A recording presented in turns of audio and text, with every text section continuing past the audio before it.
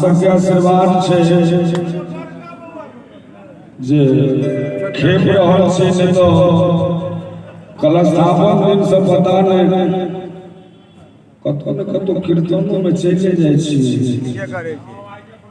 लेकिन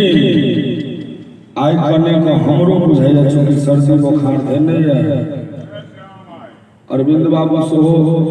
हमरा कहले जे हमरो धने है, तो दोनों आदमी राइस फल के छिए कने प्रभाव छे जे चाहब ताली से हम सब संबोधन करी जे मैया के गीत भोर से जा रहल छन उनका तक गजब सह